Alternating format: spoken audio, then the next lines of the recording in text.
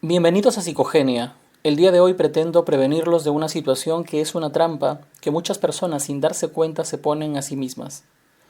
En cierto modo iré en contra de un discurso imperante y muy difundido en la actualidad, y lo es porque es muy atractivo, por lo que con seguridad algunos dirán que están en desacuerdo conmigo o que incluso este tipo de cosas no se deben decir.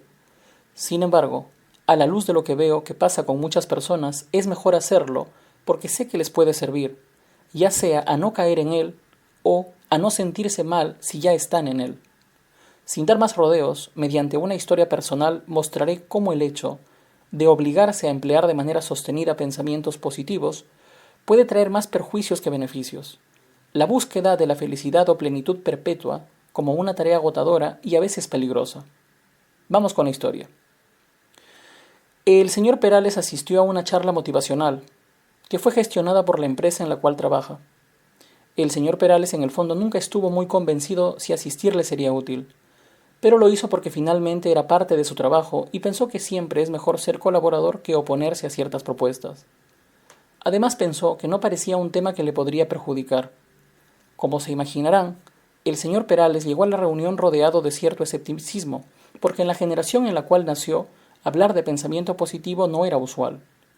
Sin embargo, cuando vio salir al expositor, que era un muchacho delgado, aparentemente joven, muy bien vestido y que parecía nunca dejar de sonreír, su curiosidad se avivó un poco. Le pareció que ver esa actitud no era muy común, al menos en su entorno. El joven expositor se presentó como Fernando y buscó interactuar rápidamente con el público que lo escuchaba con atención, preguntándoles qué creían que era el pensamiento positivo y cuál era su importancia en la vida. Luego de recibir algunas respuestas que al parecer no lo convencían del todo, pero que escuchaba con una sonrisa, empezó a explicar lo que pensaba. La charla duró alrededor de una hora. El señor Perales prestó atención lo mejor que pudo, y al final extrajo la conclusión de que pensando de manera positiva, uno podía conseguir lo que quisiera, que lo importante era sacarle el lado bueno a toda situación siendo optimista de manera constante. El señor Perales salió convencido de que ser feliz era posible y solamente dependía de uno mismo. Pensó inmediatamente que por eso no había conseguido algunas cosas en su vida, porque no fue lo suficientemente optimista ni positivo. Así que decidió poner en práctica de manera inmediata y posiblemente para siempre lo aprendido en aquella charla y alcanzar el éxito que durante años venía persiguiendo. Cada vez que se descubría a sí mismo con un pensamiento negativo o pensando en que algo le podía salir mal, cerraba los ojos y reemplazaba esas ideas por ideas en las que se veía triunfador y que las cosas salían bien de un modo u otro. Y así se tranquilizaba. Cuando sucedía algo malo, ya sea por error suyo o de otros, hacía el esfuerzo por encontrarle el lado bueno a dicha situación, y así superaba, aparentemente, el mal momento. También empezó a evitar a personas que calificó de pesimistas o que eran muy críticas. El señor Perales sabía que esos comentarios podían contaminar sus pensamientos positivos, y no quería echar a perder lo que iba avanzando. Todos a su alrededor empezaron a notar el cambio. Realmente su actitud hacía que sea percibido como una persona rodeada de luz. Sus expresiones de cólera se habían reducido a su mínima expresión. Verlo irritado era casi imposible. Las personas de su entorno le hacían notar lo bien que se lo veía y eso le inflaba el ego como un globo y hacía que se esfuerce aún más en sostener su actitud. El señor Perales realmente se había renovado. Sin embargo, en su interior no todo era tan luminoso. Habían ciertas sombras que nadie más que él podía notar. Conforme pasaban las semanas y los meses, él empezaba a sentir que vivía en una contradicción.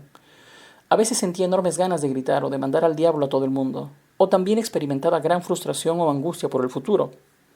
Pero debía actuar como si tuviera la certeza de que todo estaba o estaría bien, siempre optimista y positivo. A pesar de que por dentro era más difícil sostener esa actitud, se obligaba a mantenerse en la carrera del pensamiento positivo. El señor Perales empezó a agotarse. Se sentía cansado de pensar así.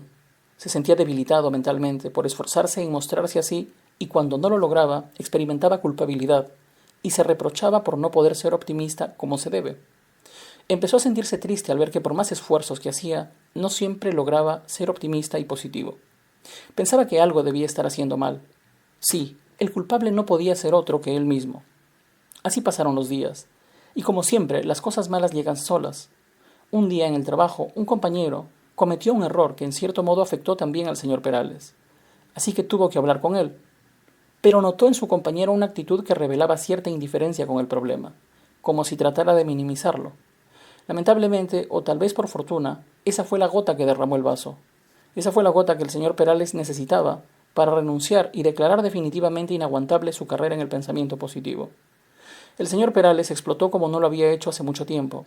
Expresó que se sentía harto de todo y sobre todo de aguantarse, que estaba cansado de fingir ser optimista porque muchas veces las cosas iban realmente mal y tragarse eso era imposible. Al terminar de hablar sintió emociones encontradas.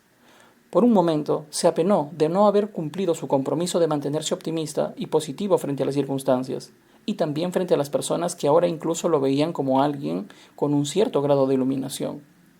Pero por otro lado, se sentía aliviado de poder confesar abiertamente que ya no soportaba llevar ese peso, y que a la larga, imponerse ser positivo y optimista le traía más daños que beneficios.